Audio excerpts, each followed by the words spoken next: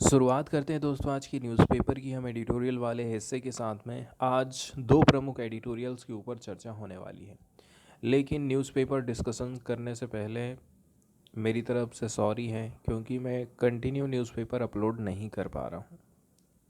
अभी भी देखा जाए मेडिकल की जो प्रॉब्लम है उस चीज़ से मैं पूरी तरह से फ्री नहीं हो पाया हूँ। अभी भी मुझे हॉस्पिटल जाना आना पड़ जाता है, इसके अलावा भी बहुत सारा काम हो जाता है।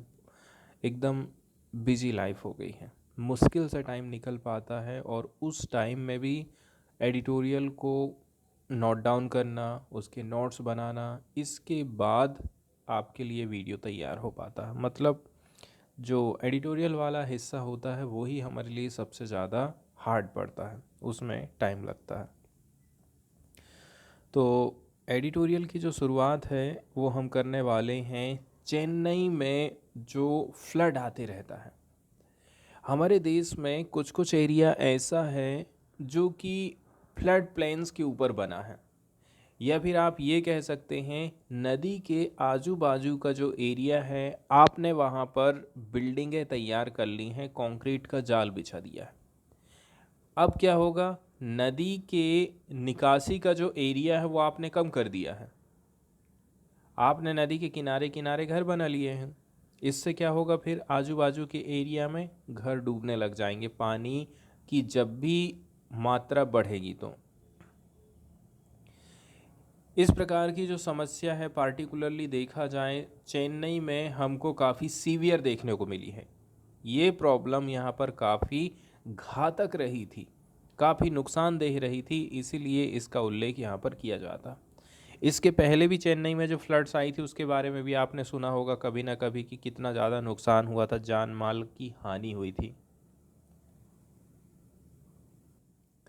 तो कुल मिलाकर के देखा जाए यहाँ पर फोकस चेन्नई में जो फ्लड्स आती रहती हैं उस फ्लड्स को कैसे करके हम कंट्रोल कर सकते हैं, इसके ऊपर ही मेनली यहाँ पर फोकस किया जाता है।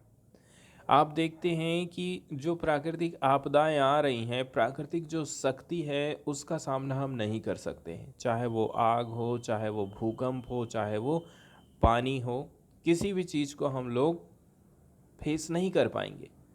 ये है कि हम उनको थोड़ी, उनकी तीव्रता को थोड़ा कम करने के लिए प्रयास ज़रूर कर सकते हैं। आप उनको पूरी तरह से रोक नहीं सकते हैं, लेकिन उनको कम करने के लिए हम प्रयास कर सकते हैं।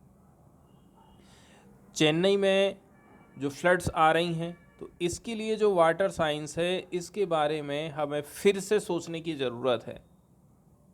कैसे करके आप इस फ्लड कंट्रोल के बारे में बेहतर कर सकते हैं।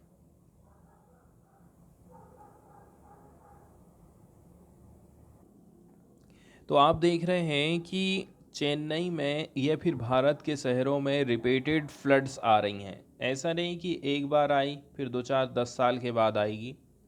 आपको कभी कभी तो साल में कभी यहाँ कभी वहाँ फ्लड देखने को मिल जाएगा। अब इसको हमें डिकोड करने की ज़रूरत है कि भाई हमारे जो शहर की व्यवस्था है पानी की निकासी की वो कैसी है, हमें उनकी हाइड्रोलॉजी को समझने की ज़रूरत है। इसका इकोसिस्टम क्या है यदि आप संपूर्ण रूप से देखेंगे, इसके साथ ही साथ में and make meaningful and scientific intervention. और इसके बाद सबसे पहले तो आपको कारण का पता लगाना है। कारण का पता लगने के बाद आपको वैज्ञानिक तरीके से उसका सॉल्यूशन लेकर के आना है।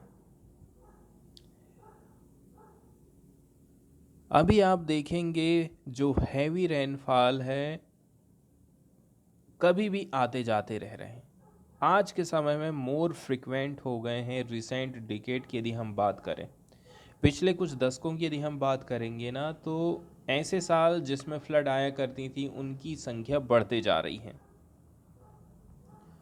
कुल मिलाकर के जो लोग हैं वो एक्सपीरियंस कर रहे हैं फ्रीक्वेंट ऑक्यूरेंस ऑफ फ्लड्स को in several part of the country including Chennai. देश के अन्य हिस्सों में भी बाढ़ आ रही है, उसमें शामिल है चेन्नई।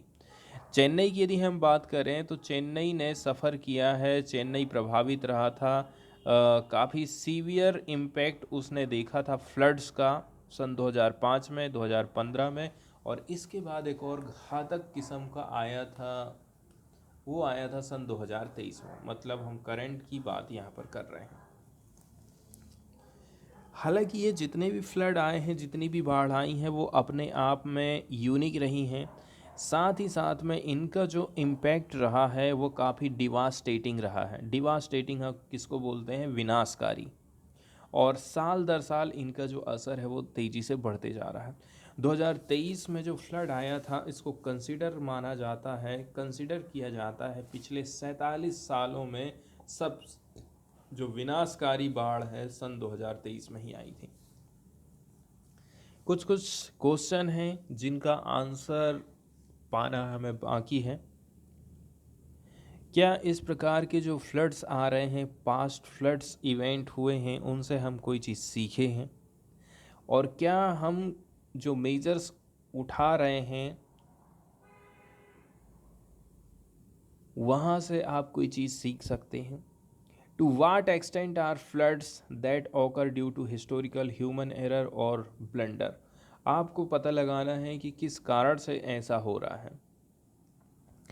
साथ ही साथ में आपको कौन कौन से प्रयास करने चाहिए जिसके माध्यम से फ्लड्स एंड ड्रॉट्स को आप रोक सकते हैं। And what are the lesson learn from past extreme event? Extreme event अभी तक जो भी आए हैं उनसे हमने क्या सीखा है और क्या तैयारी हम कर सकते हैं। अगला जो क्वेश्चन पूछा जाता है कि क्या हम चेन्नई को तैयार कर सकते हैं कि वो फ्लड्स को रोक सकें। ठीक है, फ्लड रेजिलेंट बना सकते हैं क्या चेन्नई को? ये क्वेश्चन पूछा जाता है।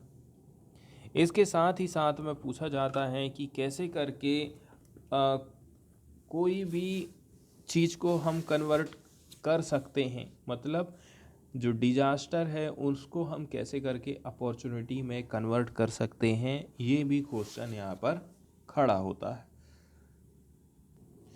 आगे हम बात करते हैं कि चेन्नई अभी कौन कौन सी चीज़ों को फेस कर रहा है, कौन कौन सी प्रॉब्लम से वो घिरा हुआ है।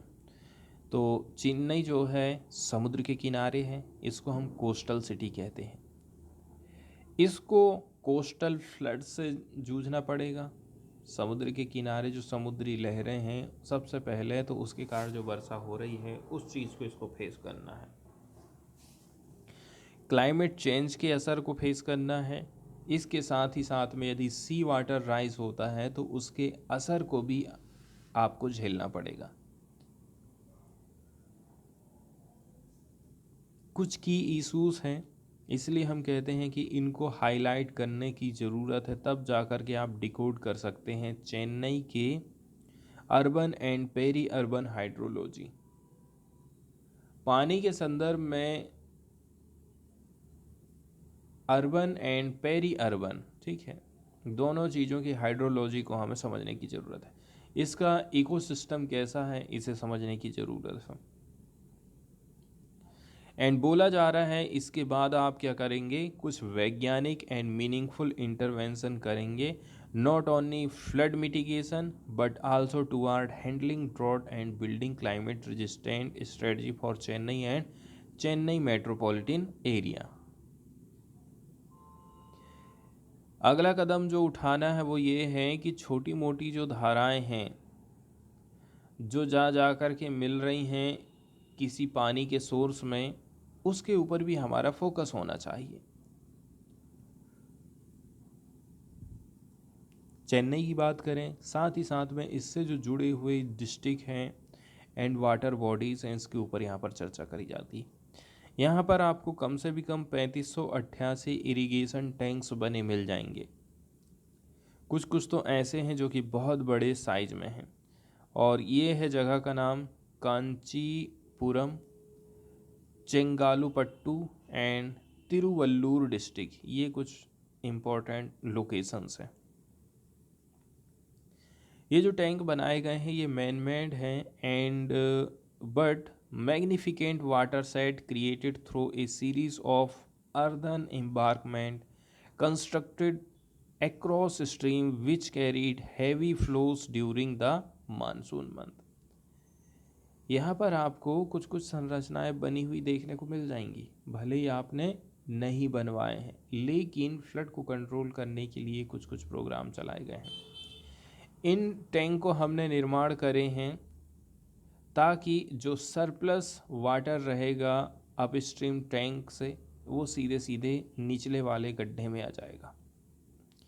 लेकिन इस प्रकार के जो टैंक बनाए गए हैं इनको निगलेक्ट किया जाता है अपनी पॉलिसी मेकिंग के लिए, और आज के समय में आप देखेंगे जो गड्ढे बनाए थे आपने वो सब मिट्टी धूल रेत से भर चुके हैं।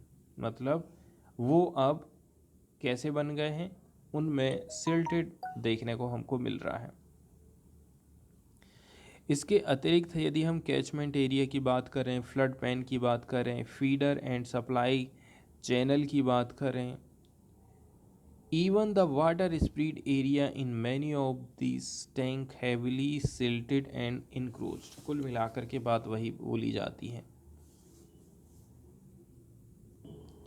इसके बाद इस एडिटोरियल का जो सबसे महत्वपूर्ण हिस्सा है वो यहीं पर है कि हमको और क्या क्या चीज़ करने की ज़रूरत है। तो सबसे पहले तो हमें अर्बन एंड जो अर्ध अर्बन वाला एरिया है उसे समझने की कोशिश करना है कि यहाँ पर जो डायनामिक्स आप देख रहे हैं, यहाँ पर जो शहरों में बदलाव देख रहे हैं, इनके बीच रिलेशनशिप को हमें समझने की ज़रूरत है।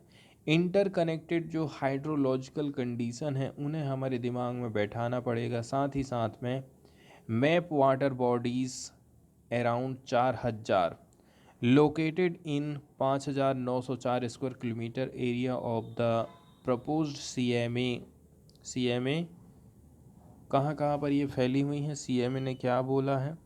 तो 5904 स्क्वायर किलोमीटर का जो एरिया है यहाँ पर कुछ कुछ वाटर बॉडीज़ फैली हुई हैं, और उन ज़िलों के नाम यहाँ पर बताए गए हैं जैसे कि Tiruvallur, Chengalpattu, Kanchipuram and part of Ranipet district.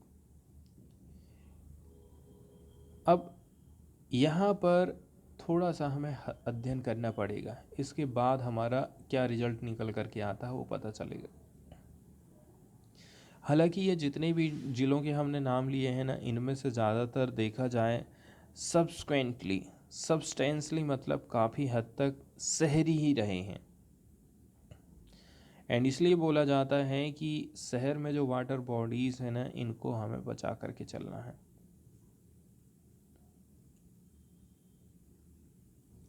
इस प्रकार से यहाँ पर हम जो टैंक देख रहे हैं ना, ये इनकी जो बनावट है ठीक इसी प्रकार से लगभग रहती है।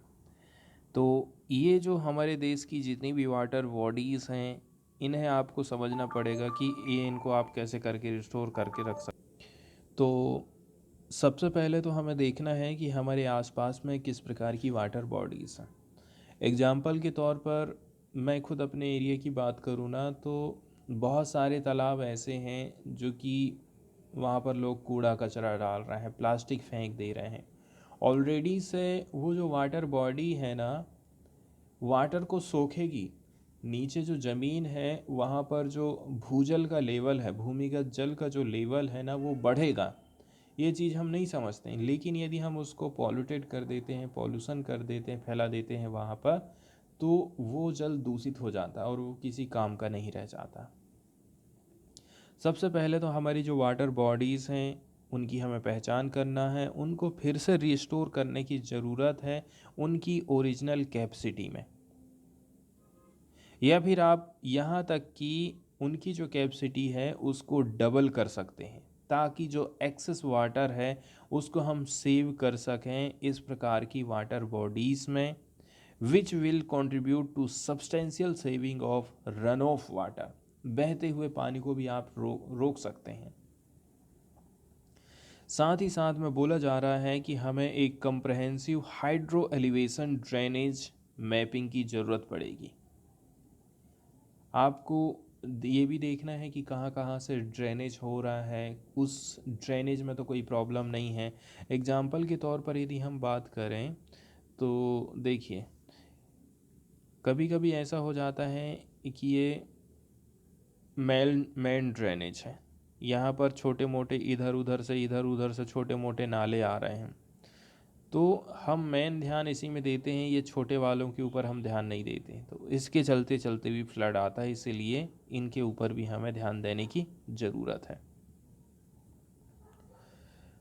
आगे बताया जा रहा है वंडरफुल फ्लड कैरियर्स। इसके बाद फ्लड को कंट्रोल आप कैसे करके करेंगे। चेन्नई की हम बात कर लेते हैं। यहाँ पर आपको 3 वाटरवेज देखने को मिलते हैं, ठीक है, जो कि शहर से होते हुए गुजर रहे हैं। Something which no other city in the country and in South Asia can boast of. मतलब यहाँ पर कुछ चीज़ें ऐसी हैं जो कि आपको अदर जगह पर, ठीक है, अदर जगह पर आपको देखने को नहीं मिलने वाली हैं। जैसे कि कोस्ता कोस थलाइयार कोस थलाइयार रिवर जो है ये नॉर्दर्न पार्ट में बह रही है। इसके बाद कोयूम रिवर की बात करें, ये सेंट्रल चेन्नई में है। अडयार रिवर की बात करें, साउदर्न चेन्नई में है। वहीं यदि आप साउथ की तरफ में जाते हैं तो पलार रिवर है। इस प्रकार से ये जो प्रत्येक रिवर्स हैं also feeds numerous tanks before reaching the Bay of Bengal. अब ऐसे वैसे बहुत सारे टैंक बनाए गए हैं, इन टैंकों में ये पानी भरती है पहले और फिर आके जा कर के बे ऑफ बंगाल में अपने पानी को गिरा देती है। ऐसी व्यवस्था यहाँ पर बनाई गई है। बकिंघम कैनाल की यहाँ पर बात करी जाती है कि एक ठो बकिंघम कैनाल भी है जो कि कट करने का काम करती है अक्रॉस ऑल 4 रिवर्स को इन क्लोजली प्रॉक्सिमिटी टू द सी। एक नहर भी बनाई गई है जिसका नाम क्या है, बकिंघम कैनाल, जो कि सभी रिवर को काट रही है। ऐसी व्यवस्था भी यहाँ पर हमको देखने को मिल जाती है। लेकिन इस प्रकार से ये जो मेजर ड्रेनेज सिस्टम है ना, काफ़ी बुरी तरीके से दिखाई देता है शेप के हिसाब से यदि देखें। जहाँ तहाँ हैवी इंक्रोचमेंट होते जा रहा है, मतलब आप फ्लड प्लेन्स में बस गए हैं, और फ्लड प्लेन्स में बसे हैं इसीलिए फिर हम बोलते हैं कि फ्लड आ रही है।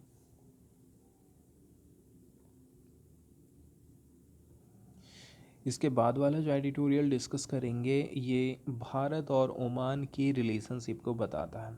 यहाँ पर आप मैप के माध्यम से ओमान को देख सकते हैं कि ओमान का जो ज़्यादातर हिस्सा है, कहना चाहिए, वो समुद्र से, अरब सागर से लगा हुआ है। पार्टिकुलरली इसके यदि हम पूर्वी हिस्से की बात करें, पूर्वी तट की बात करें, तो ये समुद्र से लगा हुआ है। ऊपर की तरफ में आप जाते हैं, गल्फ़ ऑफ ओमान है। ओमान में कुछ कुछ एरियाज़ ऐसा है जहाँ पर आपको पहाड़ी एरिया देखने को मिलेगा। जैसे कि नॉर्थ वाले हिस्से में यदि आप जाओगे ना, तो यहाँ पर जहाँ से ट्रॉपिक ऑफ कैंसर होकर के गुजर रही है, वहीं उसी के जस्ट नीचे में एक ट्रायंगल बना हुआ है। ये एरिया ओमान की हाईएस्ट पॉइंट आप बोल सकते हैं। नॉर्थ की तरफ में देखा जाए, यूनाइटेड अरब अमीरात के साथ में ओमान बाउंड्री शेयर करता है। वहीं यदि आप और भी ज़्यादा जाते हैं, ठीक है, पश्चिम की तरफ में, नॉर्थ से लेकर के पश्चिम की तरफ में, तो सऊदी अरबिया के साथ बाउंड्री है। उसके थोड़ा सा नीचे यदि आप जाएंगे तो यमन है, और नीचे की तरफ में आप देख रहे हैं अरब है, गल्फ़ ऑफ मसीरा है। कुछ कुछ हिस्सा आपको ओमान में रब अल खाली डेजर्ट का भी देखने को मिल जाएगा। मतलब इसका जो पश्चिमी वाला हिस्सा है, नॉर्थ में लेकर के साउथ तक यदि आप जाओगे तो वहाँ पर आपको एक डेजर्ट देखने को मिलेगा जिसका नाम है रब अल खाली डेजर्ट। तो हाल फिलहाल में देखा जाए, ओमान की तरफ से और इंडिया की तरफ से जो डेलीगेट्स हैं आपस में आना जाना कर रहे हैं, साथ ही साथ में कुछ महत्वपूर्ण मुद्दों के ऊपर भी चर्चा होती है। कुछ महत्वपूर्ण एग्रीमेंट भी दोनों देशों के बीच में आपको देखने को मिल जाएंगी। जैसे कि यहाँ पर example prime minister Narendra Modi का दिया जाता है कि फरवरी 2018 में प्रधानमंत्री नरेंद्र मोदी ने पहली बार विजिट करी थी ओमान की एज ए प्राइम मिनिस्टर।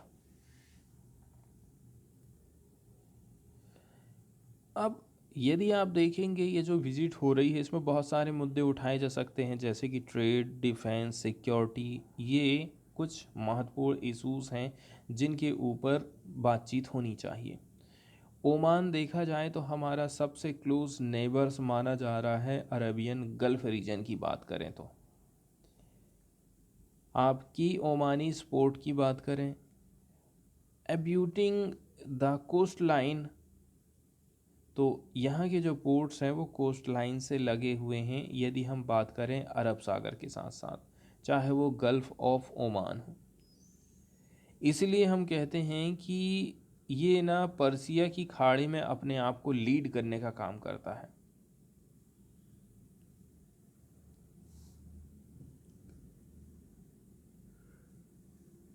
इसके अलावा बोला जा रहा है कि सऊदी अरबिया, यूनाइटेड अरब अमीरात एंड ओमान ये मिलकर के ट्रायो का निर्माण करते हैं और ये हमारे देश के लिए स्ट्रेटजिक पार्टनर रहे हैं गल्फ रीजन में। इसके साथ ही साथ में ओमान में जिसका भी शासन रहा है उसने भारत का हमेशा से सपोर्ट ही किया है। सुल्तान क्योबोस की हम बात करें, ये हमेशा से ही जो है इंडिया के पक्ष में रखा है and invited Indian companies and professional to undertake project apart from sourcing supplies from India। इसके साथ ही साथ उन्होंने जोर दिया था कि जो इंडियन कंपनीज हैं, इसके अलावा हमारे देश के जो प्रोफेशनल्स लोग हैं, बड़ी बड़ी डिग्री धारण करने वाले, वो लोग भी हमारे देश आए और हमारे देश को थोड़ा सा आगे बढ़ाने का काम करें। साथ ही साथ में देखा जाए पीपुल टू पीपुल लेवल की जो बातचीत है, जो रिलेशनशिप है, वो भी काफ़ी अच्छी रही है। हम देखते हैं कि काफ़ी लार्ज कम्युनिटीज़ हैं, लगभग 7 lakh people which contributed to the constantly evolving vibrant relation. इतने सारे लोग मिल कर के हमारे जो रिलेशंस हैं उनको और भी ज़्यादा मजबूत करते हैं। कोल्ड वार एरा में क्या हुआ था? कोल्ड वार एरा में एंड उसके बाद की बात करें, अरब वर्ल्ड जो है ज़्यादातर इंडिया की तरफ में झुका था and was often soft and supportive of Pakistan. Pakistan के साथ में इसका कैसा नेचर रहा है? पाकिस्तान के साथ में हमारा जो नेचर है सॉफ्ट रहा है, साथ ही साथ में हम सपोर्टिव किस्म के काम किए हैं।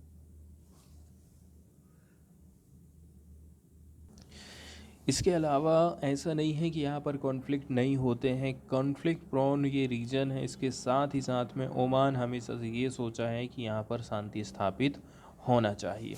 मतलब इसकी जो फॉरेन पॉलिसी रही है ना, यहाँ पर ट्विन स्ट्रैंड आपको देखने को मिलते हैं। एक है मॉडरेशन और दूसरा है मीडिएशन। मीडिएशन के लिए भी जाना जाता है ओमान, क्योंकि बहुत सारी जगह ऐसी जहाँ पर मीडिएशन के लिए, दलाली के लिए या फिर मध्यस्थता स्थापित करने के लिए ओमान को बुलाया गया है। मतलब डीलिंग के हिसाब से भी ओमान काफ़ी अच्छा खासा काम कर रहा है। और इसने अच्छी बात यह है केयरफुल तरीके से जो क्लोज रिलेशंस है वो बना के रखा है वेस्टर्न पावर्स के साथ में। साथ ही साथ में जो गल्फ कोऑपरेशन काउंसिल कंट्रीज़ हैं उनके साथ में भी मेंटेन करके चल रहा है अपने रिश्तों को। मतलब ये जो है ईरान, ठीक है, ईरान जैसी जो कंट्रीज़ हैं उनको भी दुखी नहीं करना चाहता है। 2019 में जब पर्शियन गल्फ क्राइसिस आया था, जहां पर United State and Iran were on the brink of a military conflict, वहाँ पर ऐसा लग रहा था कि ईरान और यूनाइटेड अरब अमीरात का कॉन्फ्लिक्ट हो सकता है। यहाँ पर भी ओमान ही बीच में आया था और दोनों के बीच में जो है टेंशन को ख़त्म करने का काम किया था। इसके अलावा ओमान का जो की रोल रहा है ईरान न्यूक्लियर डील में 2015 में, ये भी काफ़ी महत्वपूर्ण है। इसको डॉक्यूमेंटेड किया गया है एंड एक्नॉलेज भी किया जाता है। इसके बाद जीसीसी कतर की बात करें तो जो डिप्लोमेटिक स्टैंड ऑफ है, विरोध है, ये सब सारी चीज़ें हमको देखने को मिला। ओमान ने मना कर दिया था कि हम सऊदी अरबिया को ज्वाइन नहीं करेंगे and other countries in breaking diplomatic ties with Qatar in 2017। Qatar के साथ में जो संबंध ख़त्म करने वाली बात कही गई थी, तो इसका भी विरोध किया जा रहा है यहाँ पर देखा जाए।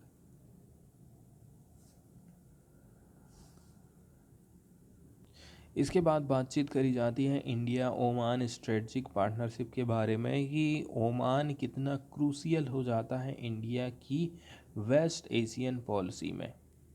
There multifaceted engagement increasingly taking on a more strategic shape in the recent decade. आगे वाले समय में, आने वाले दशक में जो रिलेशनशिप है और भी ज़्यादा मजबूत होने वाली है। इंडिया ओमान स्ट्रेटजिक पार्टनरशिप की बात करें तो इसको साइन किया गया था प्राइम मिनिस्टर मनमोहन सिंह की तरफ से जब विजिट करी गई थी ओमान की उस समय में, मतलब नवंबर 2008 की हम बात कर रहे हैं। यहाँ जो मेन थ्योरी है वो भी म्यूचुअल ट्रस्ट के ऊपर ही बात करी जा रही है एंड शेयर्ड इंटरेस्ट, दो चीज़ों के ऊपर ज़्यादा फोकस करने की ज़रूरत है। ओमान उन कुछ कंट्रीज़ में से आ जाता है जिसको इनवाइट किया गया था G20 की प्रेसिडेंसी जब इंडिया कर रहा था उस समय में।